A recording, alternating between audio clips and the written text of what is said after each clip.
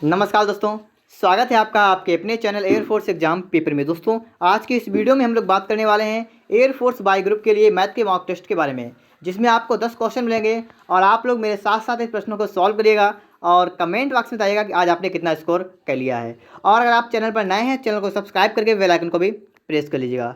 तो चलिए स्टार्ट करते हैं आज का वीडियो।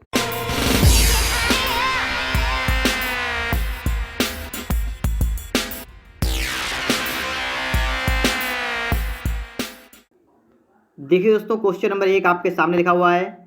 एक कारीगर m मिनट में x वस्तुएं बनाता है, आधे घंटे में वह कितनी वस्तुएं बनाएगा। इस सवाल को आपको अपने आप सॉल्व करना है, लेकिन आप लोग मेरे साथ साथ सवाल को सॉल्व करिएगा। तो देखिए यहाँ पर क्या है, एक कारीगर है और m मिनट है और x वस्तुएं बनाता है। तो बात क्या है यहाँ पर है कि आप लोग की संख्या जो होगी, मतलब आदमियों की संख्या वो आप बोल रखेंगे, गुणा दिनों की संख्या वो भी पता रहेंगी और काम जितना होगा वो आपका नीचे रहेगा। इस प्रकार से होगा m1d1/w1 बराबर m2d2/w2। ठीक है, इस प्रकार से आप लोग सवाल लगाएंगे। तो देखिए इनका एक कारीगर तो एक ऊपर रहेगा, गुणा m मिनट में तो m भी ऊपर रहेगा, और x वस्तुएं बनाता है तो वस्तुएं कितनी रहेंगी, नीचे रहेंगी x बराबर। अब है आधे घंटे में कितने मिनट होंगे, हो जाएंगे 30 मिनट। तो देखिए 30 मिनट में, ठीक है 30 मिनट में गुणा करिएगा। और लिखा हुआ है वह कितनी वस्तुएं बनाएगा। वह मतलब एक आदमी है और कितनी वस्तुएं बनाएगा। अब देखिए यहाँ वस्तुओं की संख्या बतानी है, ठीक है। तो वस्तुएं हमने मान लिया कि के वस्तुएं बनाएगा। क्या मान लिया हमने, के वस्तुएं बनाएगा। तो हमारा समीकरण इस प्रकार से बन गया है। आपको यहाँ पर के का मान निकालना है तो के उधर ले जाइए, हो जाएगा के बराबर कितना होगा 30x/m। कितना आ गया आपका है, के बराबर पर लग गया 30x/m। तो ऑप्शन देखिए इसके लिए सी वाला करेक्ट हो जाएगा, ठीक है, क्योंकि हमें के का मान निकालना है। तो क्या मान निकल के आ गया 30x/m। देखिए इसके बाद में नेक्स्ट क्वेश्चन नंबर 2। किसी तार को एक वर्ग के आकार में मोड़ा जाता है तो यह 484 सेमी स्क्वायर क्षेत्रफल का वर्ग बनाता है। तो देखिए जब किसी तार था एक और तार को मोड़ा गया किसी वर्ग के आकार में, तो इसने क्या क्या है 484 सेमी स्क्वायर जो है इसका क्षेत्रफल हो गया है। तो देखिए इसके क्षेत्रफल निकल आया, मतलब ये देखा आपको है, इसकी भुजा निकाल लीजिएगा। एरिया देखा, इसकी भुजा निकालेंगे तो भुजा होता है सूत्र बराबर अंडर क्षेत्रफल, तो अंडर हो जाएगा 484। ठीक है, इतना हो जाएगा। अब इसका वर्गमूल निकालेंगे तो आपका निकल के आ जाएगा a बराबर 22 सेमी। ठीक है, कितना गया है, a बराबर आ गया 22 सेमी, मतलब इसकी एक भुजा हो गई 22 सेमी। इस प्रकार से देखिए चार भुजाएं होंगी, ठीक है 22 की होंगी चार भुजाएं। तो इसका परिमाप कितना होगा, पेरीमीटर कितना होगा, तो इसका देखिए परिमाप कितना होगा। वर्ग का परिमाप होता है 4 गुणे भुजा, तो जाएगा 4 गुणे 22, तो 22 कितना होगा 88। तो 88 सेमी इसका परिमाप निकल के आ गया है। अब देखिए दोस्तों, आप इतना समझ गए हैं कि इसका परिमाप कितना आ गया 28 सेमी। तो इसका मतलब क्या हुआ कि इस तार की लंबाई कितनी थी, इस तार की लंबाई थी 88 सेमी। अब कह रहा अगर इसे वृत्त के आकार में मोड़ा गया, अब इसे क्या करें, इसी तार को मोड़ेंगे वृत्त के आकार में। तो आप ये बताइए, देखिए तार की लंबाई कितनी है, तार की लंबाई है 88 सेमी। अब इसे वृत्त के आकार में मोड़ेंगे तो ये वृत्त होगा, तो उसकी परिधि जो होगी वो भी 88 होगी। समझिए बात को, इतना आप समझ गए होंगे। अब देखिएगा आपका ये तार है, इसकी लंबाई कितनी निकल गई 88 सेमी। अब कह रहा है कि अगर इसे एक वृत्त के आकार में मोड़ा गया, तो इसका मतलब इसे मोड़ दिया गया है, तो इसकी परिधि जो होगी वो कितनी आ गई, इस वृत्त की परिधि जो है वो हो जाएगी कितनी 88। इतना आएगा। परिधि क्या होता है 2πr, कितना हो गया 88। हल करें हो जाएगा 2 गुणे 22/7 और गुणे r, कितना है 88। अब देखिए 22 एकन 22, 22 चौक 88, 2 एकन 2, 2 दूनी 4। तो आपका आ गया r/7 बराबर 2। तो मतलब आ गया है r बराबर कितना आ गया आपका है 7 दूनी कितना 14। तो आपका देखिए r का मान कितना निकल गया है 14 निकल के आ चुका है। अब निकालना है कि वृत्त का क्षेत्रफल क्या होगा। अब इस वृत्त का निकालना क्षेत्रफल, सूत्र क्या होता है πr²। क्या होता है πr²। तो देखिए सवाल को यहाँ पर लगाएंगे हम लोग, लिखेंगे यहाँ पर देखिए πr² करेंगे यहाँ पर, तो हमारा उत्तर जो है निकल के यहाँ पर आ जाएगा। ठीक है, तो देखिए सवाल को हम लोग किस प्रकार सवाल करें आइए समझते हैं। यहाँ पर देखिएगा लिखेंगे πr²। ठीक है, तो देखिए यहाँ पर क्या लिखेंगे πr²। देखिए बराबर कितना होगा, पाई का मान होता है 22/7, r² का मतलब है 14 गुणे 14। इतना कर लोगे आप लोग, 7 एकन 7, 7 दूनी 14, तो कितना हो गया है 22 दूनी होता है 44 और गुणा होगा 14, 44 गुणा 14। अब आपको गुणा करना है। देखिए 14 चक्को 56 का 6 हाथ से लगा 5, और 14 चक्को 56, 56 5 कितना हुआ 61। तो देखिए 616 निकल के आ चुका है।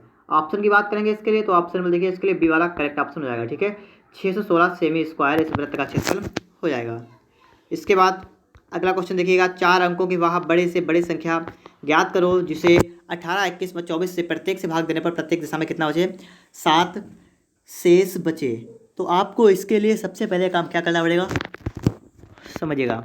18, 21 और 24 से भाग देने पर। तो आपको सबसे पहले इसका निकालना है लासा। लासा निकालोगे, लासा इसका निकल के आ जाएगा आपका 504। ठीक है, लासा निकल कितना आएगा इसका 504 निकल के आएगा। बात क्या करें, बात करा है कि 4 अंकों की बड़ी से बड़ी संख्या होती है, देखिए 9 9 9 9, ये होती है 4 अंकों की बड़ी से बड़ी संख्या।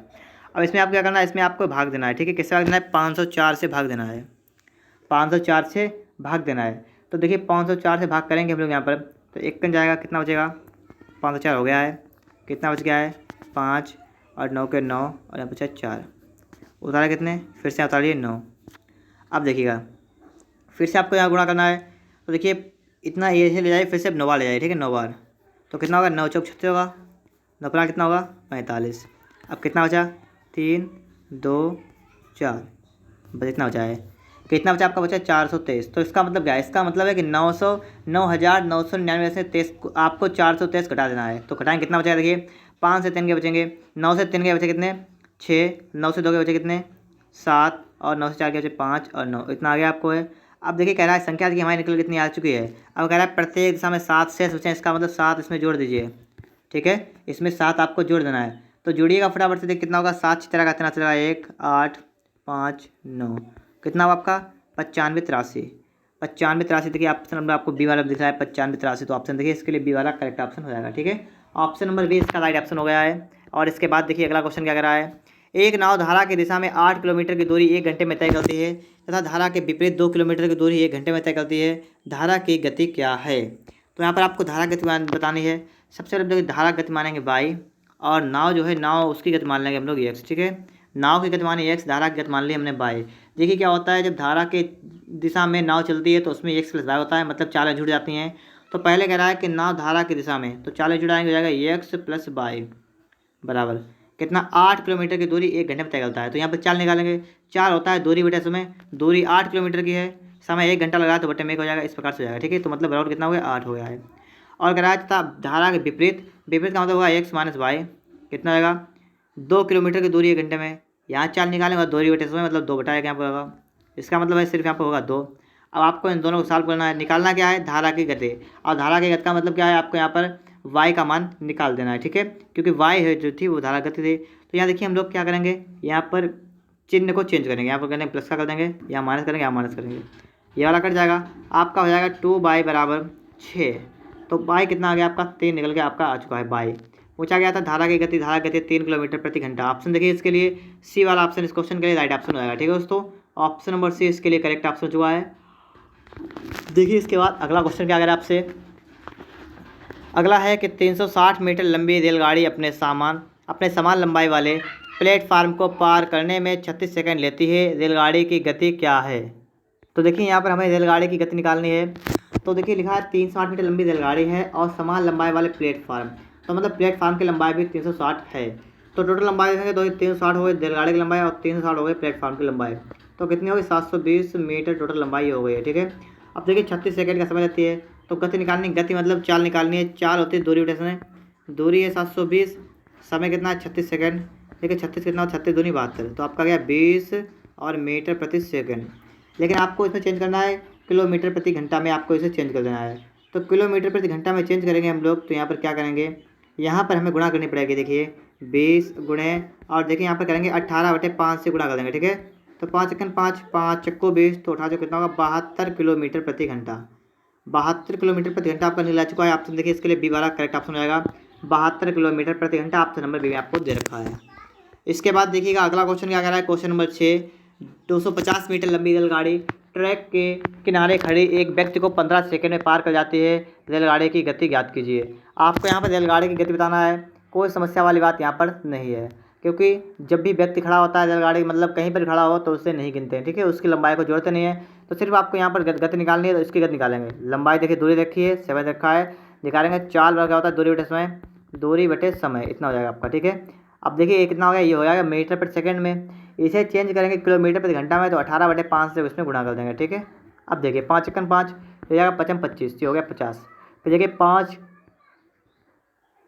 तिया 15 हो जाएगा, 5 धामन 50 इतना हो गया। अब देखिए 3 एकन 3 तिरछा 18, तो आपका आ गया 6 गुणा 10 का मतलब 60 किलोमीटर प्रति घंटा। ऑप्शन देखिए इसके लिए बी वाला ऑप्शन करेक्ट हो गया है, 60 किलोमीटर प्रति घंटा आपको ऑप्शन नंबर किसमें दे रखा है, बी में आपको दे रखा है। इसके बाद देखिए अगला क्वेश्चन क्या कह रहा है, अब से 8 वर्ष पूर्व बाद सीता 6 वर्ष पहले की अपनी आयु की दोगुनी उम्र की होगी।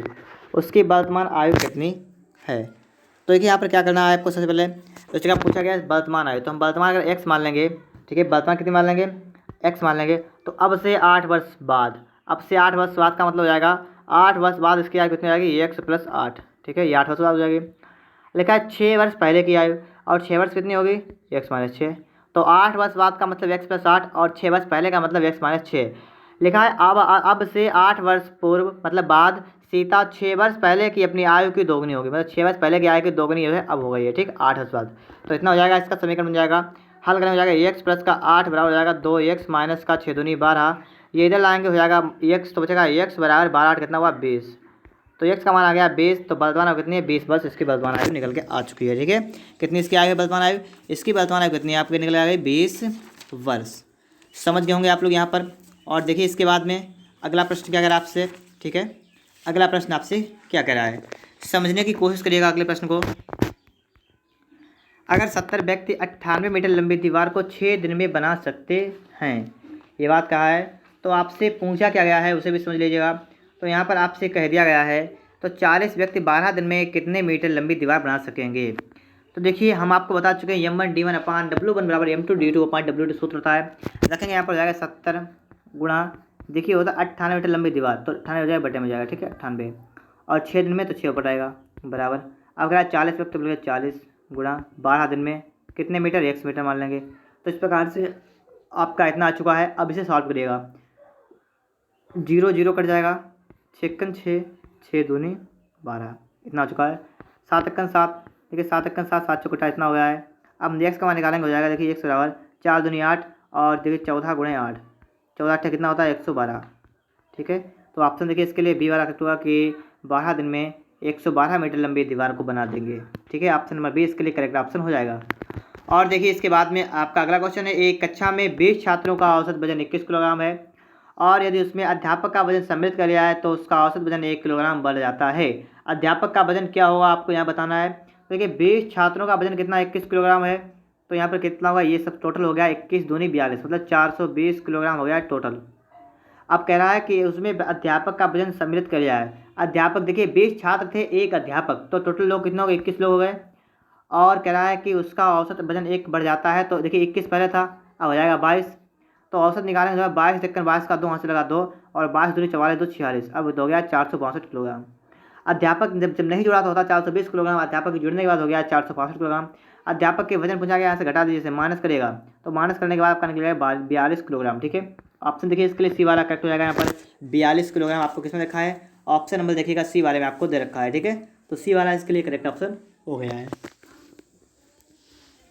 देखिए अगला क्वेश्चन आपके सामने आ चुका है, चीनी का भाव 40% बढ़ जाने से कोई परिवार चीनी का उपभोग लिखा है कितने % कम कर दे ताकि परिवार पर खर्च ना बढ़े, ठीक है।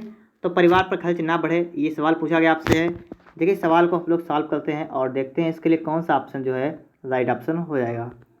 तो लिखा है देखिए भाव 40% बढ़ जाने से कोई परिवार चीनी की उपभोग कितना कम कर दे। जिस सवाल होते हैं बढ़ जाते हैं और कम करना पड़ता है, तो इसके लिए बहुत ही सिंपल हम लोग फार्मूला लगाते हैं। वो आपका फार्मूला क्या लगेगा वो भी आप समझिएगा। यहाँ पर आपको क्या करना पड़ेगा, 40 अपान में करना पड़ेगा। देखिए बढ़ जाता है तो 40 जोड़ेंगे 100 में हो जाएगा 140 और गुणा 100 कर देंगे, बस आपका आंसर निकल के आ जाएगा। जो कट गया आपका आ गया, कितना आ गया है और काटे देखिए 2 दूनी 4 2 7 14, आपका हो गया है 200/7, इतना आ चुका है। अब इसे काट लीजिए, देखिए काटेगा 7 से, 7 दूनी 14 बचे 6 हो गया 7, मतलब कितना हो गया है 7 दूनी 14 6 60 हो गया है। और देखिए 7 8 56, तो 28 सही आपका कुछ आएगा। तो देखिए आपको देखा बी वाले में 28 सही 4/7। तो दोस्तों इस प्रकार से आपका ऑप्शन बी आपका करेक्ट हो चुका है। और दोस्तों इस प्रकार से हमारे 10 क्वेश्चन थे मैथ के प्रैक्टिस सेट के मॉक टेस्ट के, वो भी सॉल्व हो गए हैं। अगर ये मॉक टेस्ट आपको अच्छा लगा है, पसंद आया है, तो आप लोग वीडियो को लाइक कर दीजिएगा। और अगर आपने इससे पहले के मॉक टेस्ट नहीं देखे हैं तो आप लोग चैनल की प्लेलिस्ट में आइएगा और वहाँ सभी मॉक टेस्ट जो है वो सॉल्व आप लोग कर सकते हैं, ठीक है दोस्तों। मिलते हैं नेक्स्ट वीडियो में। वीडियो देखने के लिए आपका बहुत बहुत धन्यवाद।